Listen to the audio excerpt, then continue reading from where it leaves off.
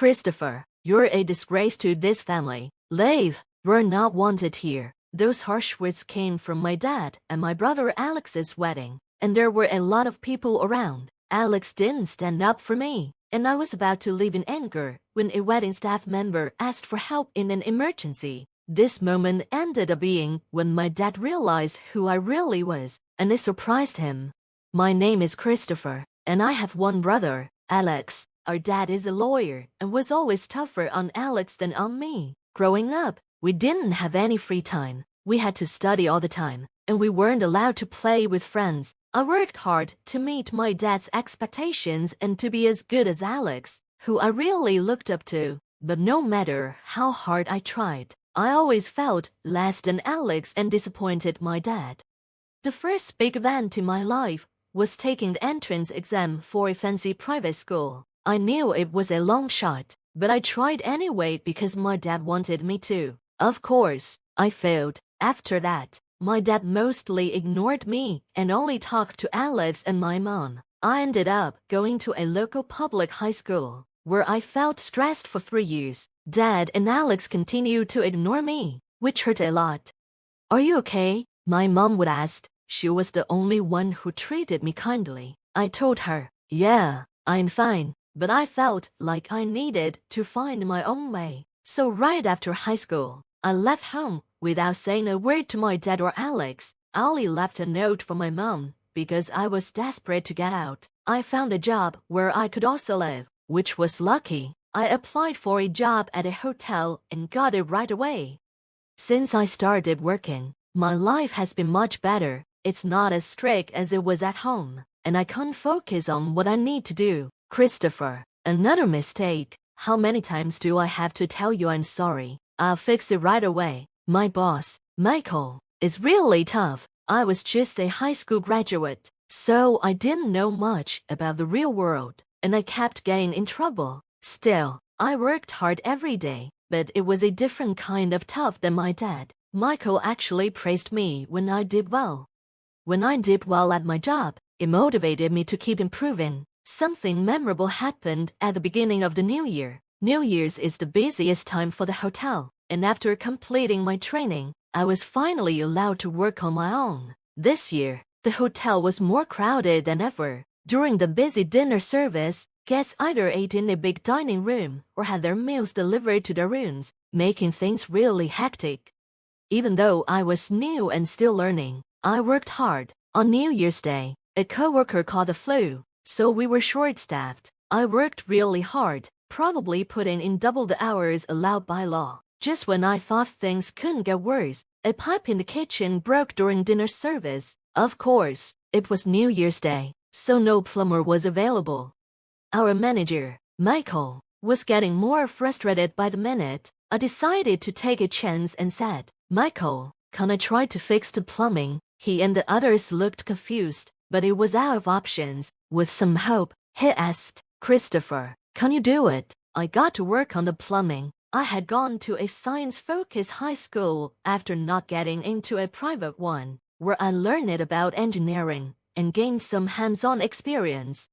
After half an hour, I managed to fix the pipe. "Michael, it's fixed," I called. He rushed over, turned on the faucet, and water flowed out strongly. Everyone in the room smiled. "Great job, Christopher. You're my pride and joy," Michael said. Being praised by him felt amazing. We managed to get through New Year's Day at the hotel, and I'll never forget the fulfillment I felt that day. It helped shape who I am today. 15 years have passed since then, and I've fully adapted to my job. One day, I received a letter from my mom after a long time. It turned out that Alex was getting married. I keep in touch with my mom a few times a year, but haven't talked to my dad or Alex. The letter asked me to attend Alex's wedding. I felt a strong urge not to go, so I wrote back to my mom, saying I couldn't attend. A letter came back right away, begging me to come. I reluctantly agreed.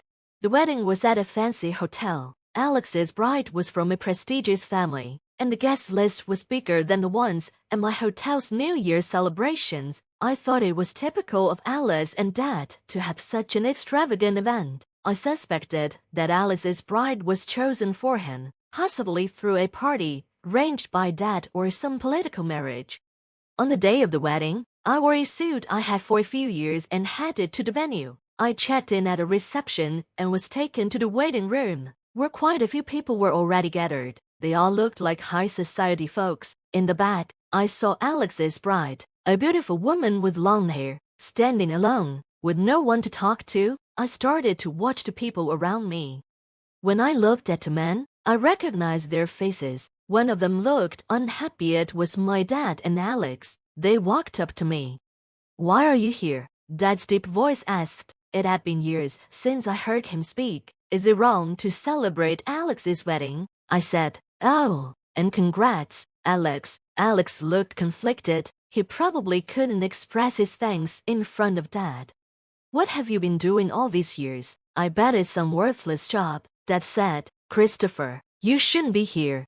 Just then, Mom rushed over. "Come on, Christopher is here to celebrate. There's no need to be so harsh." She was trying to get Dad to calm down, but it cut her off. "Enough, Christopher. Let me be clear. You're a disgrace. I don't want you ruining Alex's celebration. Get out." I felt a surge of anger. I hadn't even wanted to come to Alex's wedding, and now I was being treated like this. "Fine, I'm leaving," I said. This is why I didn't want to be here to see this awful dad. I turned to leave the waiting room, grabbed my things, and was about to step outside. Then, I heard someone call out, "Please wait." It was a hotel staff member rushing over. "What's going on?" I asked. "It seems we have an unexpected guest for the wedding. We're short on seats and food, and everyone in the waiting room is worried. Emily, the planner, and the parents-in-law need help." I realized Emily couldn't handle it alone and was asking for my help. My feelings of anger toward Dad and Alex bubbled up inside me. But then I remembered the good times Alex and I had when we used to play together during study breaks. If I just walked away, I would be just like Dad. I turned back to the wedding staff. "Can you take me to Emily?" The staff member smiled with relief, and I quickly followed them back into the waiting room. I returned to the very spot where I was kicked out. In the center of the room, Emily, Dad, and the bride's father all looked worried as I got closer. My eyes met Dad's. "Why has Christopher returned?" he asked, looking furious, but Emily got to me first. "General Manager, please help us." Dad's eyes widened in shock. I explained, "I'm now the general manager for all the hotels my company manages. When I first joined, we were just starting to grow. And now we have hotels and wedding venues all over the country. This hotel is one of the ones I oversee. I think I can't handle this," I said calmly. "Dad, I'm busy right now. We'll talk later." I turned back to Emily. "Relax, get the seats and everything else ready. I'll take care of the food." Emily looked relieved. "Understood. I'll leave the food to the general manager and handle the rest." She rushed off. Now it was my turn. Everyone in the waiting room was watching me. I left the room and went to my friend, Chef Jackson, who works at the hotel's high-end restaurant. "Hey, you," I called out. "Christopher, what brings you here?" he asked. "I'm here as a guest today for my brother's wedding, but we're short one meal. Can you help?" "Sure thing, I'll whip something up," he said. "Much appreciated. I owe you dinner." I returned to the waiting room after taking care of a few things. The guests had already moved to the ceremony area, leaving only my parents and the bride's parents. The issue was resolved. We had an extra meal coming. My mom and the bride's parents looked relieved, but Dad seemed conflicted. "Christopher, thank you so much. Because of you, the celebration can't go on successfully," he said. "It's only a day's work as a general manager," I replied. With that, we all entered the ceremony hall. The lights dimmed as the groom and bride walked in. Alex looked incredibly handsome, and his bride was stunning. The ceremony went well, and when it was mealtime, I made sure everyone was served. Letting out a sigh of relief, the ceremony ended successfully, and the faces of the bride and groom were filled with happiness. Afterward, we had a little talk with Alex's family and the bride's family. They expressed their gratitude towards me, especially the bride's family, who thanked me profusely. These moments are why I love my job. "Thank you so much. We had the best day ever," All thanks to you. No worries, I wish you all the happiness in the world. They both smiled, but Dad and Alex had complicated looks on their faces. Mom walked over to me. Christopher, you did wonderfully. Thank you. Dad and Alex want to talk to you. I looked back at Dad and Alex. Alex spoke first, saying, Christopher, you saved us. Thank you and sorry for everything up to now. As long as I could help, Alex, it's all good, I replied. Then Dad lowered his head and didn't say anything. That was fine with me. After all, I never wanted to be like him.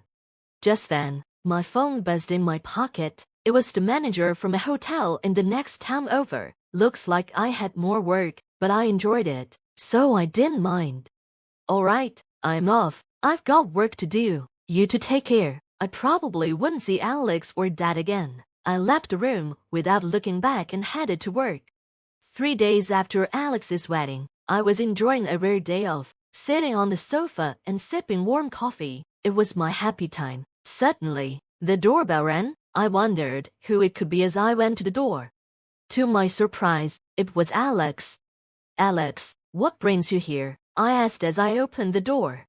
Sorry, I got your address from Mom. I wanted to talk to you. He wants to talk to me. Maybe he came to say thanks again. Well, do you want to come in? Pardon the mess, I added. If it's okay with you, Christopher, I'd like that, Alex said with a forced smile. I invited him in and served him coffee. Thank you, it smells good, he said, taking a slow sip. Seems like we both enjoy coffee. So, what did you want to talk about, Alex? Alex put down his coffee cup and looked me in the eye. The next moment, he apologized. I'm really sorry for everything. I was puzzled. He came all this way just to say that. A phone call would have been enough. Hey, it's all right, I said. Alex looked up. Actually, I came today because I want to share some things with you. If you don't mind, I'd like you to hear my grievances. Grievances? I was speechless. Alex began to speak slowly. You might think I'm the older brother who can't do anything, but I envy you, Christopher. You're free from Dad's pressures, living your own life away from our parents.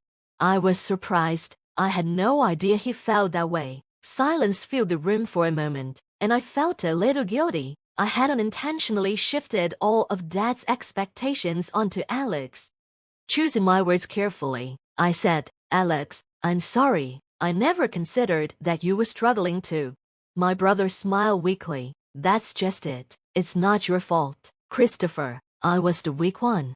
Hearing that, I finally found my words. Alex, I know you've been through struggles I can't even imagine. I truly admire you for that, but I also want you to know about me. I took a deep breath and paused to collect my thoughts. Alex listened carefully, not saying anything.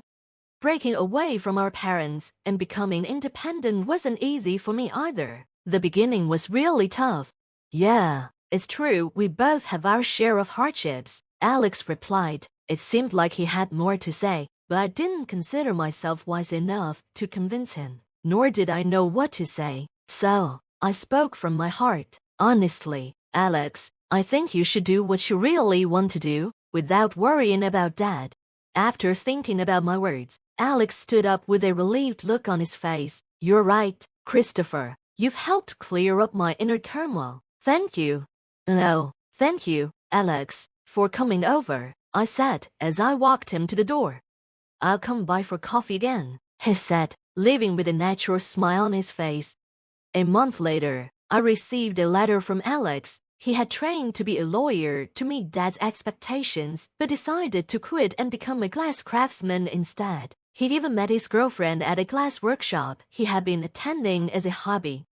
I'm sorry for ever doubting you, Alex. You really are something special. It seems he has been disowned by Dad, but Alex's wife is supportive, and he's full of motivation. Dad remains the same, but I know Alex will pull through. Since then, our family has started to interact more. There really is something special about the bond between siblings. As I was lost in thought, my phone alarm went off. Whoa, is it already that time? I realized I had to leave the house. Another day awaited me on the path I had chosen in my job.